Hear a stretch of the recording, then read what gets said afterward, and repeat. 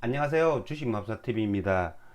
자, 오늘은 3월 9일 대통령 선거가 있는 공휴일이죠.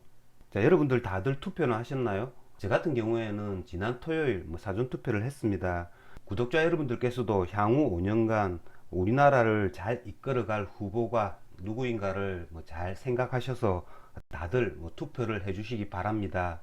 오늘은 지난 화요일 종목 리뷰와 함께 내일의 관심 종목에 대해서 말씀을 드리겠습니다. 자, 금일 새벽 마감한 미국장 나스닥이 0.28% 하락 마감했습니다. 나스닥이 하락은 하긴 했지만 이렇게 아래꼬리 윗꼬리를 만드는 십자선을 만들었다는 거죠.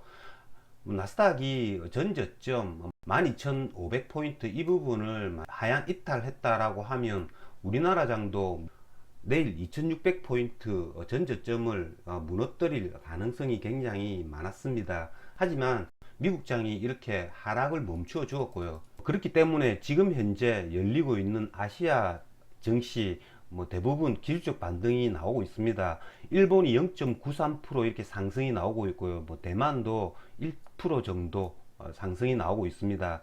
만약에 오늘 공휴일이 아니라 주식시장을 오픈을 했다면 우리나라 장도 1% 이상 이렇게 반등하는 장이 되지 않았을까라는 생각이 드는데요.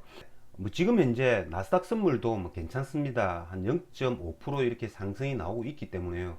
미국장이 이 자리에서 기술적 반등을 해준다면 우리나라 장도 기술적 반등이 있지 않을까라는 생각이 드는데요. 하지만 기술적 반등이라는 게 단순히 낙폭 과대에 의한 기술적 반등이기 때문에 대세 상승 이런 것과는 거리가 멉니다. 러시아와 우크라이나의 전쟁 이런 것들이 근본적으로 해결이 되지 않았기 때문에 기술적 반등을 한다고 하더라도 지난번 고점인 2750선 부분 이 부분까지를 기술적 반등의 한계치라고 생각을 하고 거래를 해야 될 것 같습니다. 자, 그러면 종목 하나하나 보시면서 말씀을 드리겠습니다. 첫 번째 종목은 게임주입니다. 게임주 같은 경우에는 어제 종합주가지수가 하락을 했지만 선방을 해주었습니다. 1% 상승 혹은 보합으로 마감을 했다라는 거죠. 요즘 게임주 중에서 수급 그리고 그래프가 좋은 종목이 펄어비스입니다. 펄어비스 같은 경우에는 지난 월요일날 코스피 코스닥이 하락을 했음에도 불구하고 2% 정도 상승이 나왔고요. 어제 같은 경우에는 종가가 2.88% 이렇게 상승으로 마감을 했다는 거죠.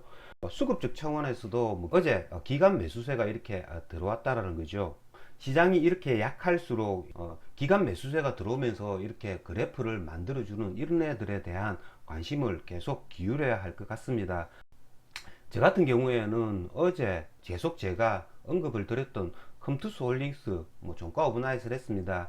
제가 이걸 종가 오버나이트를 한 건 제가 지난번 방송에서 말씀을 드린 것처럼 종합주가지수가 2600대 초반에서는 원타 정도는 매수를 해야겠다라고 생각을 했기 때문에 어제 코스피가 2600포인트, 2620포인트 전저점 부근까지 왔기 때문에 여기서 오늘 휴일이었기 때문에 풀 배팅을 할 수는 없었지만 원타 정도 여기서 매수를 했다라는 거죠.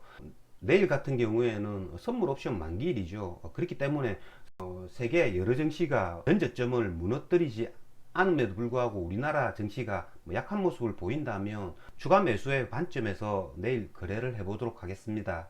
다음은 2차전지 소재주들인데요. 어제 2차전지 소재주들이 큰 폭으로 하락을 했죠.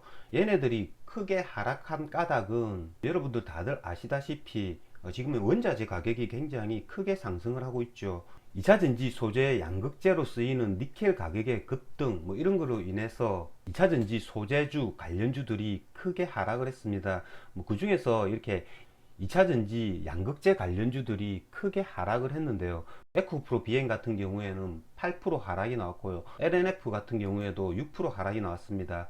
이렇게 원자재 관련 이슈로 인해서 이렇게 크게 하락한 종목은 원자재 가격이 하락을 하면 이런 애들은 반등의 폭도 크겠죠. 하지만 원자재 가격의 상승으로 인해서 미국 나스닥이 전저점을 무너뜨린다든지 아니면 우리나라 종합주가지수가 2600선을 하향 이탈한다면 이런 애들은 하락폭은 더 클 수밖에 없다라는 거죠. 그러니까 결론적으로 말씀을 드리면 이런 애들은 뭐 지수가 반등을 할 때 반등의 폭은 상대적으로 다른 주식보다 클 수 있습니다만은, 종합주가지수가 전저점을 무너뜨리고 하락을 한다면 이런 애들은 하락의 폭은 더 클 수밖에 없다라는 거죠. 기술적 반등을 해주는 단계에서는 다른 섹터들보다는 크게 반등을 할 거지만, 추가로 이렇게 전고점을 뚫고 올라가기에는 조금 그런 악재가 걸림돌로 작용하지 않을까라는 생각이 듭니다. 다음은 원전 관련주입니다.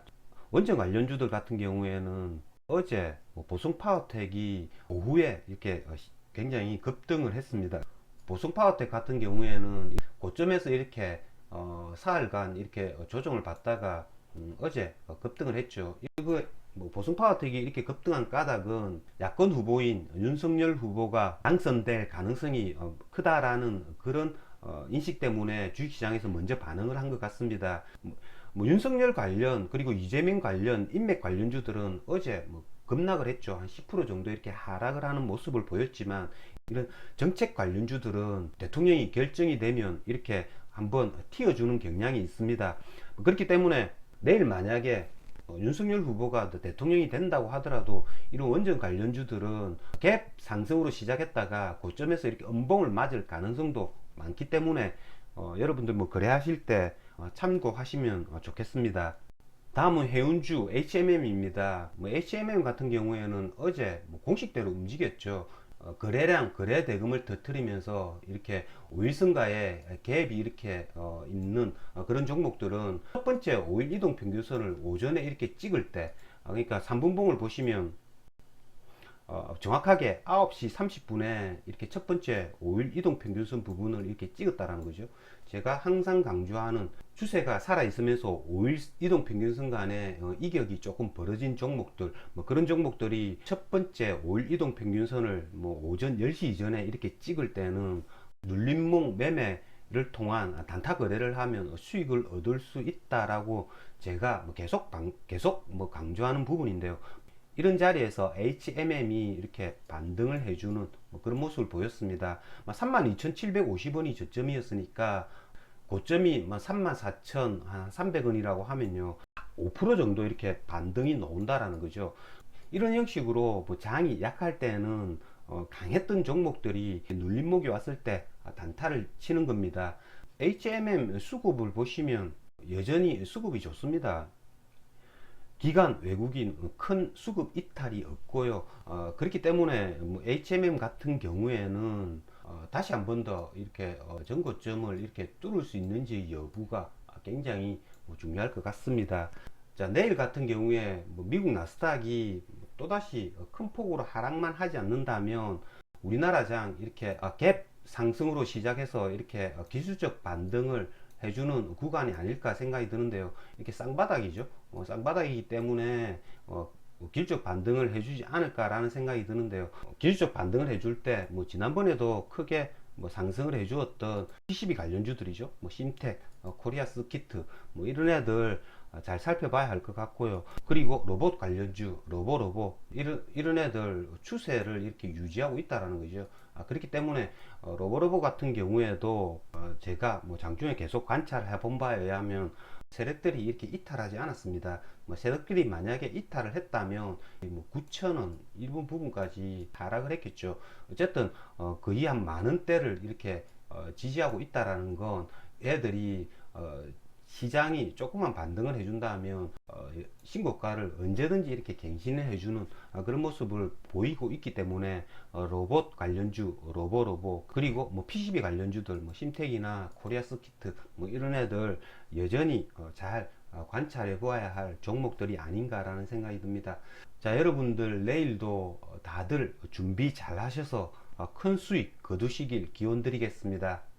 이상으로 주식마법사TV를 마치겠습니다. 제 영상이 도움이 되셨다면 좋아요, 구독, 알림 버튼 부탁드립니다. 끝까지 시청하신 분들에게는 보유 종목이 급등할 수 있게끔 마법을 걸어드리겠습니다. 윙가르디움 레비오사. 감사합니다.